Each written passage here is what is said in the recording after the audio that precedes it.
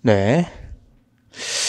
저희가 오늘 요구할 거예요. 2차 답안지 작성법 특강을 할 건데, 이기 들어가기 전에, 답안지 작성 어떻게 할 건지에 대해서 조금 공부를 해보고 들어가는 게 맞기 때문에 빨리 할 겁니다. 좀 빨리. 스피드하게 하고, 뒤에 보면 기출문제 3개 갖고 가거든요, 3개. 그거는 한번 연습을 한번 해보려고 갖고 온 겁니다. 연습 한번 해보려고 갖고 온 거니까, 그냥 편하게 들으세요. 편하게 들으시고, 질문이 많을 겁니다. 이거 정독해서 들어야 돼. 그렇게 할 필요 없고. 저의 수업 지금 따라오신 분도 아예 못 나오게 한 이유가 뭐냐면, 이건 인터넷에서 들으면 돼요. 인터넷에서 들으면. 그래서 그냥 오늘 오신 분들은 한번 듣고 버리는 거고, 그 다음에 내가 좀 못 들었다, 아니면 저희 수강생 분들을 어차피 제가 수업 시간에 해드릴 건데, 그냥 여기 산책하면서 유튜브로 올라올 거예요, 이거 아마. 올라오면 그냥 틀어놓고 한번 보시고, 이렇게 쓰는구나 하고 버리시면 됩니다. 그리고 중요한 건 뭐예요? 여기서 제가 포인트로 가르쳐 준 거, 그것만 머릿속에 넣고 답안지 연습할 땐 그걸 꼭 쓰겠다. 그 정도 가시면 됩니다. 그 정도. 되게 최소한이거든요, 이게. 최소한이기 때문에 이거조차 안 쓰면 힘들어요. 굉장히 답안이 저는 고퀄리티하게 만드는 답안보단 60점만 맞으면 됩니다. 60점만. 노동법에서 60점만 맞으면 돼요. 제가 항상 누누이 말씀드리는 게 뭐냐면, 노동법은 전략 과목이 되면 안 됩니다. 내가 노동법으로 점수를 많이 따서 이거 가지고 시험 합격하겠다. 이거 완전 오산입니다. 노동법은 왜? 노동법은 다 합니다. 그리고 다 잘해요. 그렇기 때문에 안 돼요. 차라리 전략 과목으로 삼을 거를 인사관리나 경영조직론 선택하시면 경영조직론, 아니면 내가 행정이 좀 잘 된다 그러면 행정, 요런 거를 하시는 게 훨씬 유리해요. 훨씬 유리하다. 그래서 보시면 1페이지 보시고 제가 한번 써드릴게요. 우리가 2차 주관식 시험에서는 크게 저는 목차를 한 3개 정도 잡아요. 그 다음에 사안의 해결까지 올 때까지 3개 정도 잡는데, 심플하게 잡는 거예요. 뭐예요? 앞에 문제 소재 들어가겠죠. 문제 소재.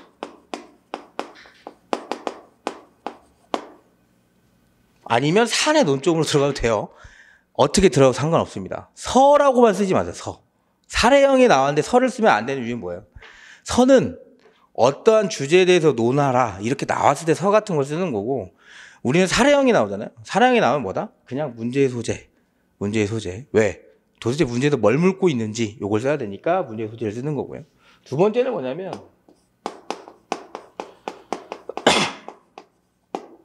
법규정은 무조건 써주는 겁니다. 법규정은 무조건. 왜? 이거 질문 되게 간단해요. 왜 간단하냐?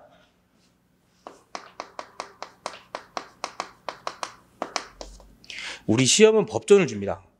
법전을 주는데 그거조차 찾아보지 않고 문제를 해결하는 거는 있을 수 없는 일이에요. 역으로 생각하면 가져다 준 밥상도 못 먹는 애가 되는 거예요. 그러니까 법전에 있으니까 법 규정은 따로 목 찾아봐서 꼭 써주세요. 네. 모의고사나 이런 거 봤을 때는 첨삭해주는 이제 다른 농구사님들이나 이런 분들이 봤을 때 법 규정 안 쓸 수도 있지, 넘어갈 수 있지만, 실제 교수님들이 보거나 채점위원들이 볼 때는 법 규정 안 쓰면 굉장히 안 좋아요. 답안지가 안 좋다. 그래서 법 규정을 꼭 써주시는 게 좋아요. 왜냐하면 저도 대학원을 이제 다닐 때 교수님들이 이게 법 규정에 대한 해석에 되게 민감하십니다. 어마어마하게. 그래서 왜냐하면 그분들은 맨날 법 규정을 가지고 해석하고 요렇게 보고 판례를 비판하고 하시는 분들입니다. 그럼 당연히 요거 가지고 굉장히 집중적으로 보겠죠. 근데 우리 채점하려고 봤더니 법 규정조차 써지지 않는 답안을 보고 무슨 생각을 하실지는 여러분들이 더 잘 알 것 같고. 세 번째는 판례의 태도인데요.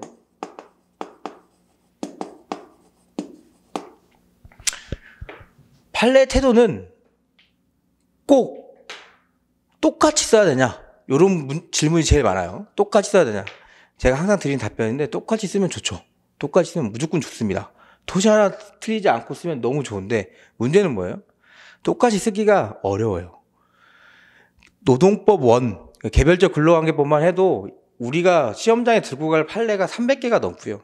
집단법까지 합치면 300개 넘어. 그러면 한 5, 600개 됐죠. 5, 600개. 5, 600개를 똑같이 쓴다? 그건 말도 안 되는 거고. 그래서 제가 항상 말씀드리는 게 뭐냐면,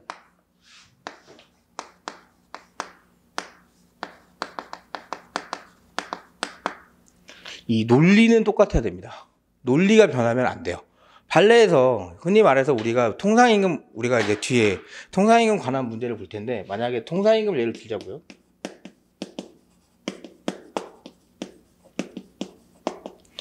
일단 이 판례 왜 쓰는 거예요? 통상임금.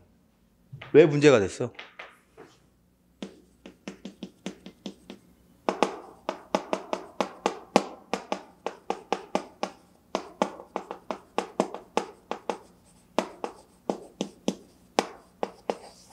연장, 야간, 휴일, 가산수당이 기준이 되니까 통상임금 판례를 뒤지기 시작한 겁니다. 왜?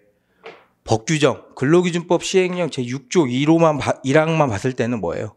판단이 안 됩니다. 정기성, 일률성, 그건 판단이 되는데, 흔히 말해서 우리가 판례에다 제시한 뭐예요? 새로운 개념, 고정성, 이런 거는 판단하기가 애매하단 말이에요.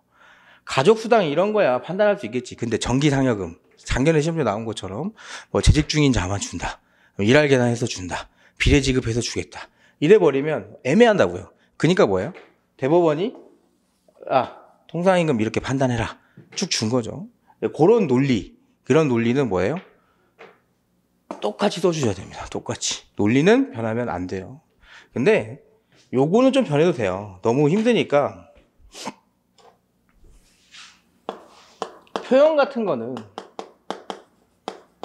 뭐 똑같이 쓰면 좋은데 조금 달라도 됩니다. 조금 달라도 돼요. 뭐 그 부분 제가 이게 답안지 보면 한번 설명드릴 텐데, 표현 같은 뭐 다소, 추정 뭐 이런 거 조금 틀려도 되냐 물어보시는데 틀려도 돼요. 틀려도 돼. 괜찮아. 근데 대신 뭐야? 논리는 절대 틀리면 안 됩니다. 논리는. 그래서 요렇게. 그리고 판례 태도 중에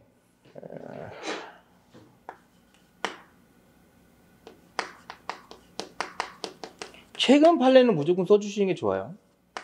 그리고 과거에 대한 판례 태도도 알고 있으면 써주시는 게 좋습니다. 써주는 게 좋아요. 이 정도 쓰면 25점짜리에서 여기까지 쓰면 한 3페이지 나와요. 거의 25점짜리 한 4페이지 쓰면 되거든요. 그러면 사안 해결해서 마지막을 쓰시면 돼.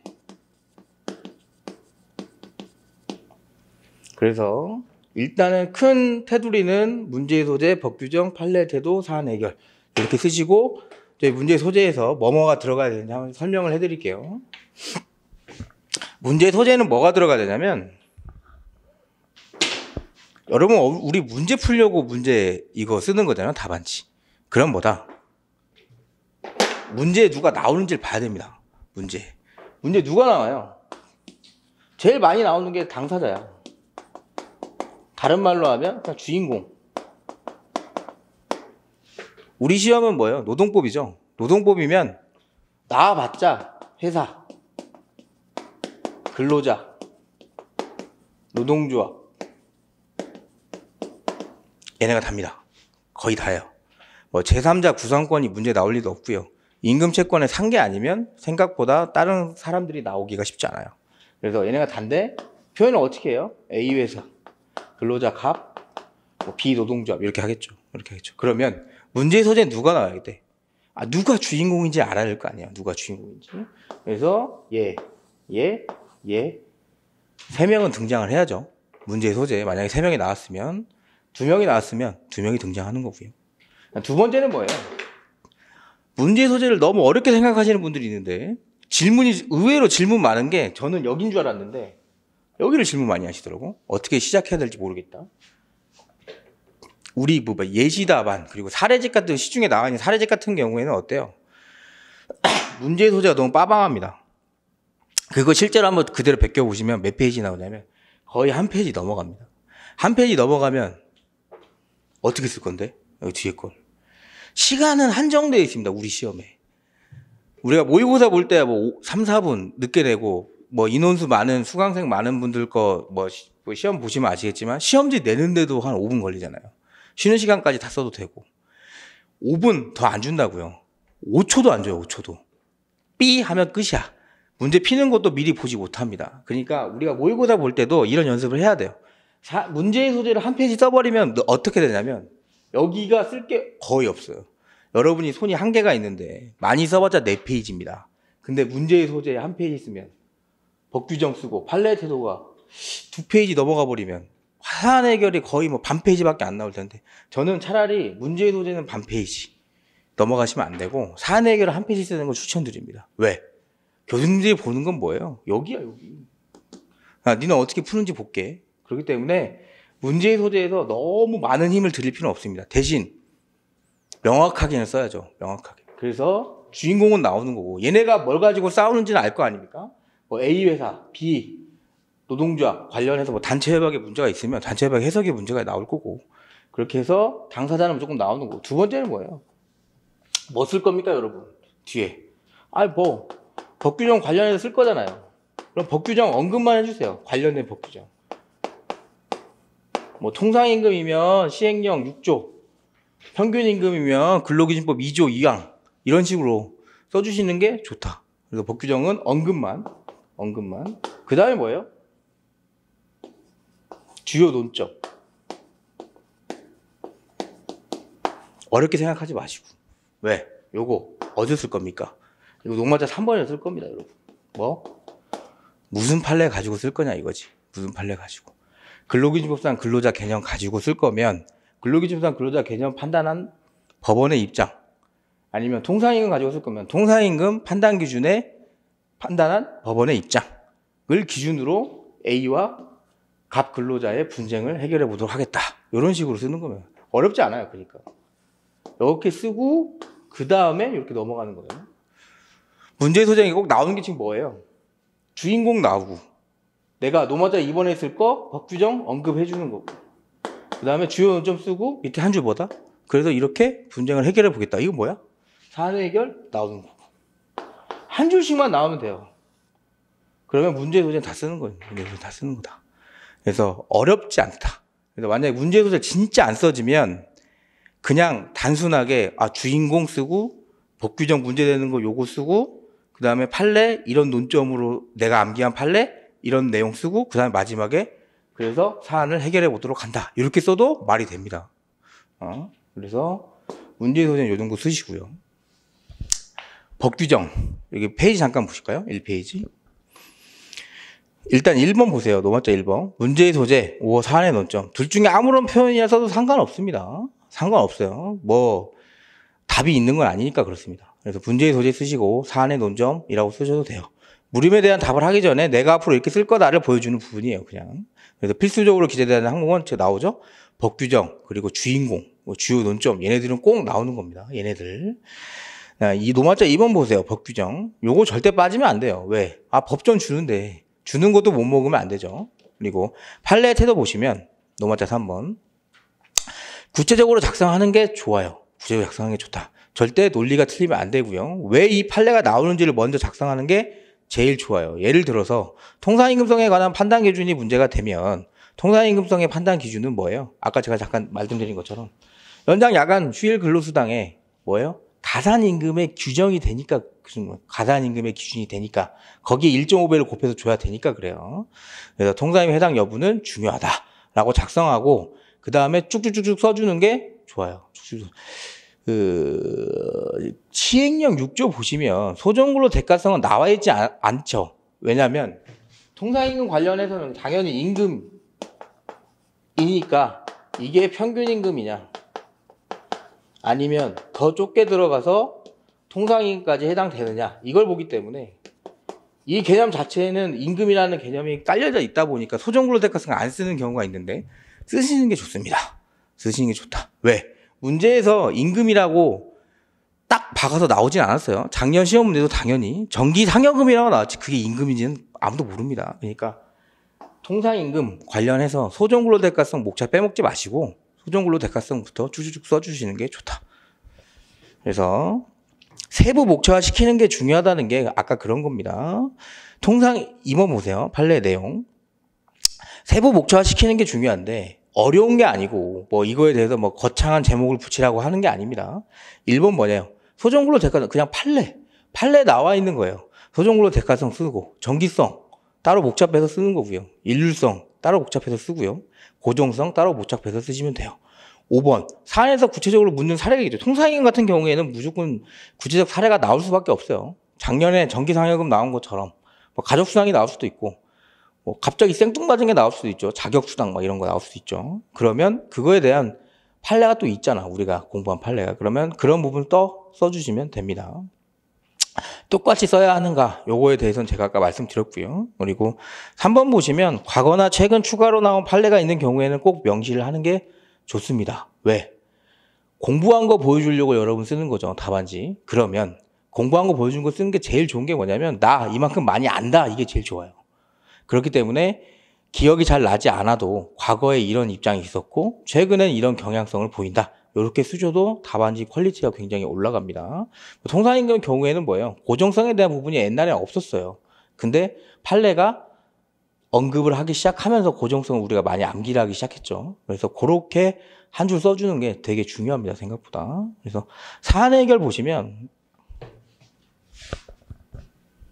이게 제일 중요해요. 여러분.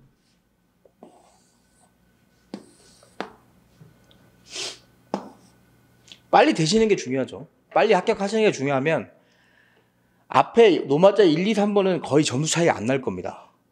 합격권에 있는 사람들은. 우리 어차피 내년에도 어차피 500명 이상 뽑을 거예요. 그러면 빨리 합격하시는 게 무조건 좋아요. 그러면 판단이 되는 데는 다 여기야, 여기. 사안 해결. 왜? 사안 해결이 공부 잘하는 애들이 왜 떨어지는지 아세요? 저도 공부를 이제 많이, 다른 시험도 많이 해봤고, 노무사 시험 해보면서 공부 잘하는 친구가 모의고사 정말 잘 보는데, 실제 시험 가서 미끄러지는 애들 되게 많이 봤습니다. 근데 걔네들이 포기를 하지 않고 3, 4년 더 공부를 해서 되는 친구들은 봤어요. 근데 어떻게 제가 최근에 저가 27기인데 그 친구가 이제 30기죠. 근데 그 친구는 이제 6년 가량 한 거예요. 공부를. 근데 그 친구가 내가 물어봤어. 근데 그 친구 아마 아실 겁니다. 여기 수강생 말고 여기 수험가에서 강의하신 선생님들이 좀 아실 거예요. 왜냐하면 되게 잘했던 학생이거든. 근데 계속 떨어져요. 이제 나중에 이제 합격하고 저 사무실 와서 놀러 와서 술 한잔 먹으면서 물어봤더니 오빠 힘을 빼니까 되더라. 어떤 말이냐면 모의고사에서 1등을 하다 보니까 그 자리를 놓치고 싶지 않은 겁니다. 그러면 답안지가 점점 탄탄해지고 누가 봐도 와 엄청 잘 썼는데 이래요. 근데 뭐예요? 시간 안에 못 들어온다니까 그 답안이. 그러니까 얘는 항상 노동법을 쓸 때 앞에 거 빠바망 쓰다가 여기가 너무 빈약했습니다. 노동법이 생각보다 점수가 안 나오는 거예요. 실제입니다. 실제. 그래서 여러분들은 어떻게 공부를 하잖아요. 시간 배분을 잘 하시고 사안 해결은 무조건 빠방하게 쓰겠다는 인식을 갖고 있어야 됩니다. 시간을 어디서 줄여야 돼요? 문제 소재 가볍게 치고요. 법규정 다 쓰지 말고 한두 줄 쓰고 넘어가 버리고 판례태도 쫙 쓰고 그 다음 뭐다? 사안 해결에 목숨 걸어야 돼요. 쉽사리 말해서 우리가 75점을 보는데 한 문제당 25분? 안 돼요. 25분. 한 문제당. 왜? 문제 읽고 그 다음에 분석하고 논점 파악하는데 이미 15분 날아간다고요. 그러면 한 문제당 20분밖에 안 돼요. 안 돼. 판례까지 오면 거의 20분 다 날아갑니다. 사안 해결은 꼭 풍부하게 써주셔야 돼요. 그래서 특히 산문. 마지막 문제에 사안 해결 진짜 대충 쓰면 무조건 떨어집니다. 그러니까 사안 해결은 꼭 완벽하게 쓰시려고 노력을 해라. 목차 어렵게 생각하지 마시고 아예 생각이 안 난다 하면 그냥 통으로 쓰는 거고 그래도 좀 내가 사안 해결을 좀 고급지게 쓰고 싶다. 그럼 뭐예요?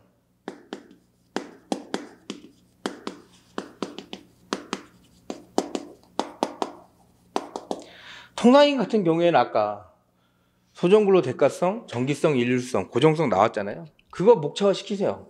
그냥 똑같이. 소정근로 대가성, 정기성, 일률성. 글씨가 좀 그런데요. 하여튼 연습이니까 쓰고 그냥 여기에 그냥 목차 잡아놓고 그 다음에 뭐다? 우리 문제 보자. 문제 여기다 쓸게요.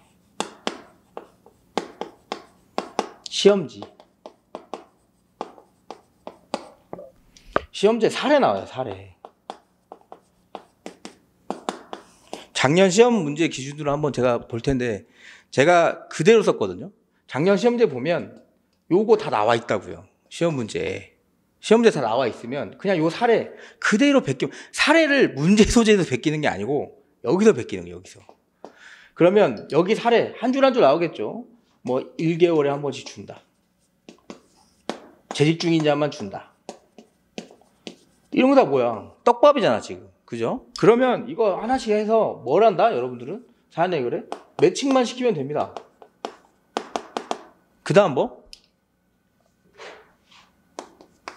결론만 내주시면 돼요.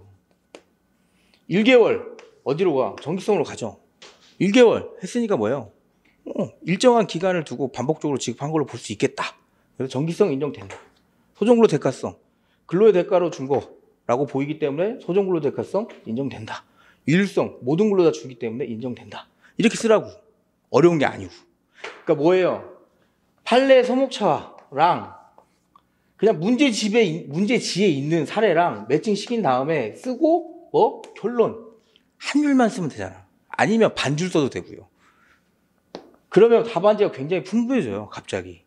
그리고 뭐예요? 작년 기준으로 정기상여 나왔죠. 재직 중인 자, 일할 계산 나왔으면 여기에 재직 중인 자 추가되는 거. 또 6번 뭐 일할 계산, 일할 지급되는 경우. 요것도 사례 있을 거 아닙니까? 매칭시키고 답을 내리면 된다고. 그럼 뭐야? 이미 여기서 엄청 풍부해졌어요. 그 다음에 뭐예요, 여러분? 제일 까먹으면 안 되는 거? 답입니다. 답을 나 통상임금, 야, 그 통상임금 맞지? 해당된대 라고 썼어. 그걸 맞았다. 이게 아니고 물음이 뭘로 물어봤는지 보자고요. A 회사의 정기상여금이 통임이니? 이렇게 물어봤으면 통상임금이다. 이거 맞겠지. 근데 물음이 A 회사 정기상여금이 통상임금이라고 주장하는 갑의 주장은 타당한가? 라고 물어봤는데 답이 통상임금이다. 맞나요? 틀립니다. 틀려. 이건 무조건 점수 깎입니다. 왜? 물음에 답을 못했어. 물음에 답을 못한 겁니다.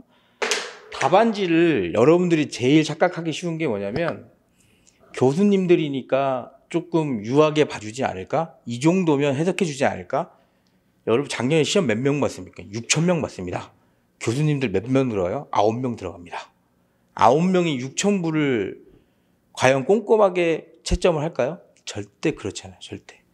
저도 대학원을 다니고 대학원 다니면서 이제 교수님 알바로 뭐예요? 애들 거 답안 채점하죠. 꼼꼼하게 볼 수가 없습니다. 50명만 넘어도. 왜? 너무 힘들어요. 솔직히. 근데 그분들이 본업이 있으면서 채점을 한다. 그러면 제가 봤을 때는 이렇게 할 것 같아요. 그때도 이렇게 했거든요. A, B, C, D 이렇게 나눠놓고 어떻게 해요? 답안 보고 A, B 중간에 있는 애들 중간에 놔. B, C 중간에 놔. 그 다음에 뭐예요? 얘네들을 열심히 채점합니다. 얘네들은 자기 점수에 관련이 없잖아. 우리 시험 더 좋아요. 60점 이상 될 것 같은 거 일로 놔. 그 다음에 뭐야? 밑에 거 다 버리는 거예요. 얘네만 깔끔하게 보면 되지. 얘네는 몇 점 맞았는데 중요하지 않으니까. 왜? 어차피 안 됐죠. 어차피 안 됐으니까. 아마 그렇게 볼 확률이 크다. 제일 많이 보는 게 뭐냐면 문제의 소재와 답을 맞췄는지를 1번 볼 겁니다. 그 전에 그건 보겠죠. 시간 안에 못 들어온 답안은 절대 득점을 할 수가 없어요. 여러분. 이런 막 신락 같은 희망을 품고 계시는 분들이 계시던데 내가 산문을 한 페이지밖에 못 썼어. 근데 내가 판례하고 사안 해결만 해서 그래도 어느 정도 방어한 것 같아. 본인 생각이지. 다른 친구들은 산문을 빠방하게 썼는데 균형 있는 답안지를 쓰시려고 하셔야 됩니다. 제일 많이 하는 실수가 저 때도 그랬거든요. 저 때 스터디 했을 때 저희 때가 한 명 빼고 다 붙었는데 한 명이 그렇게 썼어요. 50점짜리를 엄청 빠방하게 잘 썼는데 25점짜리를 시간이 없으니까 그러니까 50점짜리 막 2004년도 저 때 근로기준과 근로자 나왔으니까 2004년도 판례 경향부터 해가지고 엄청 잘 썼어. 얘기 들어보니까 대단하더라고. 근데 뭐야? 이문에도 시간이 없으니까 한 페이지 반밖에 못 쓴 겁니다. 점수 어떻게 될게? 그분 50점 후반대도 안 나왔습니다. 50점 중반? 왜? 아무리 잘 써봤자 저보다 1점 높아요.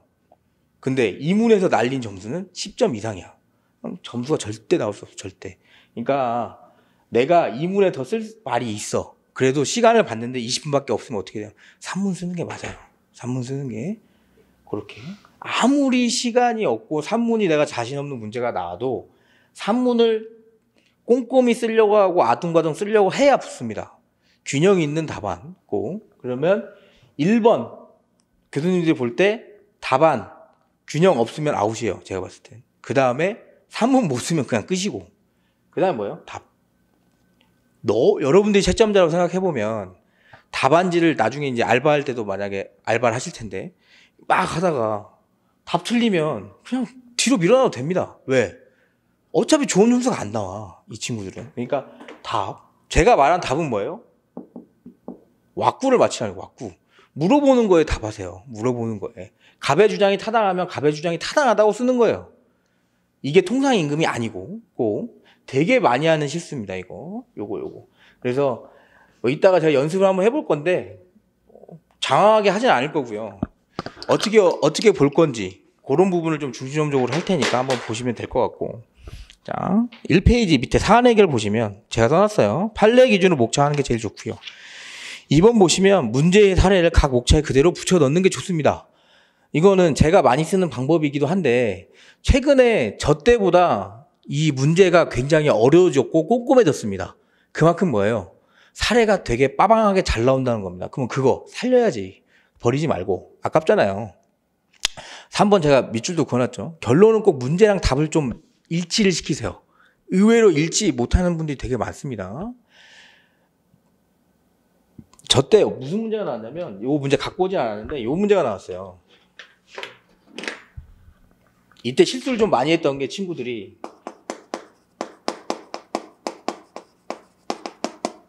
기억하시는 분도 있겠지만 기출문제 많이 풀어보시면 논점은 이겁니다. 근로기준법상 근로자에 해당되는지가 논점인데 문제가 어떻게 나왔냐면 갑이 근로기준법상 근로자에 해당이 돼서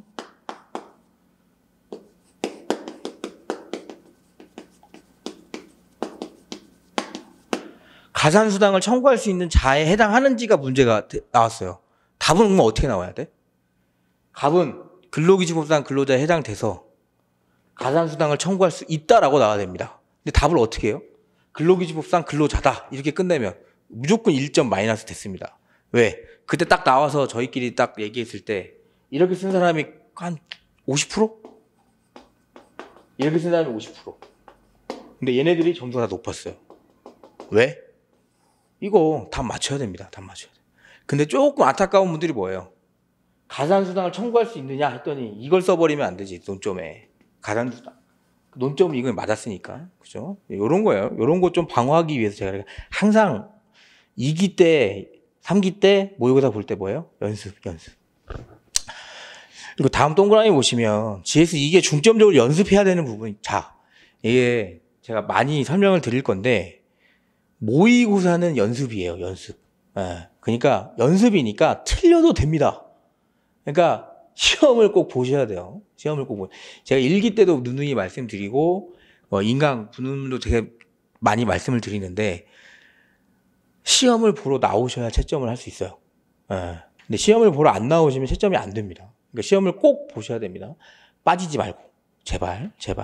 그리고 1번 보시면 판례 디테일을 살리기 위해서 최대한 똑같이 암기하는 모습을 보여야 돼요. 답안지에. 왜? 어차피 우리 시험장 갈 때 이거 똑같이 못 외워요. 그럼 지금이라도 많이 암기해놔야 그때 한 주이라도 생각납니다. 저희가 1기 마지막 때 150점짜리 모의고사를 봤었는데 한 분이 저한테 그러시는 게 150점짜리 봤더니 잘 안 써집니다. 당연한 겁니다. 당연한 거예요. 150점짜리 봤더니 잘 안 써져요. 거기에 숨겨져 있는 의미는 뭐예요? 전범이니까 기억이 흐릿흐릿한 거야. 딱 그때 일기 때는 뭐 주제 6개 정해가지고 그거 갖고 시험 봤었는데 6개만 암기했을 때랑 전범위를 보고 암기했을 때랑 완전 다릅니다. 완전 달라. 그래서 2기 때는 판례를 굉장히 디테일하게 보겠다 하고 마지막입니다. 3기 때는 거의 전범위로 돌아가기 때문에 2기 때 범위가 정해진 게 마지막이니까 그 범위는 디테일하게 쓰고 내가 한번 암기해서 써보겠다. 요 목표로 가지시고 2번은 문제의 소재에 대한 확실한 정립을 해버리셔야 돼요. 문제 소재 나오면 이렇게 쓰고 넘어가야지. 이렇게 쓰고 넘어가야지. 문제 소재에 대해서 굉장히 고민을 많이 하실 필요 없습니다.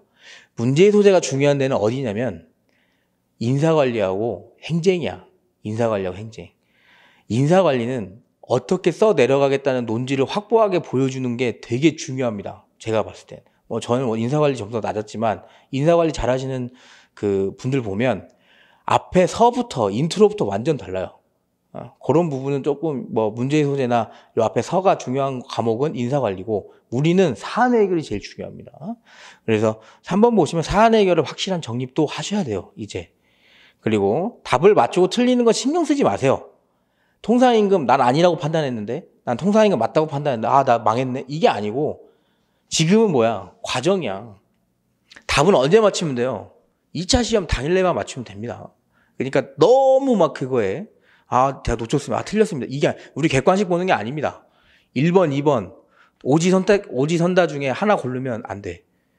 그렇게 보는 게 우리가 그게 OX 문제가 아니고 지금 뭐예요? 점수잖아요. 점수. 그러니까 과정을 연습하고 답은 언제만 틀리면 돼요? 시험 때만 안 틀리면 돼요. 시험 때만 안 틀리면. 그렇게. 그리고 5번 보시면 최대한 많은 양을 써보려고 연습하십시오. 2기 때. 아깝잖아요. 시간이. 그죠? 그래서 내가 어디서 보고 왔어. 다른 강사 책에 이게 있던데 한번 써봐. 그거 써보고 저한테 물어보면 되죠. 물어보면 되니까. 그렇게. 6번 제일 중요합니다. 2기 때부터는 시간 관리를 하셔야 돼요. 시간 관리를. 버릇입니다. 습관이고. 저 때 시험 봤을 때도 한 분이 답안지 뺏긴 적 있어요. 근데 못 뺏어가게 막다가 어떻게 됐어? 뺏어가니까 그거 버린 겁니다. 자기가 펜을 대고 있으니까. 불안해서 다음 시험 보겠습니까? 못 봅니다. 다음 시험 못 봐요. 그러니까 제발 그런 실수 하지 마시고 진짜 뺏어갑니다. 진짜 뺏어가요. 그리고 실제 민원도 엄청 들어와요. 시험장에 와가지고 이렇게 했을 때 애들이 다 착해 보이죠? 안 그래. 애들 다 민원 넣고 그래요. 그러니까 시간 관리는 진짜 중요하게 봐야 됩니다. 우리가 시험 문제를 딱 보는 순간은 언제다? 시험 시작할 때부터 보는 겁니다. 그러니까 모의고사 볼 때부터 그렇게 연습을 하세요. 좀. 그렇게 보시고 조금 쉬셨다가 기출문제 요거 3문제 보고 마무리하도록 하겠습니다. 예.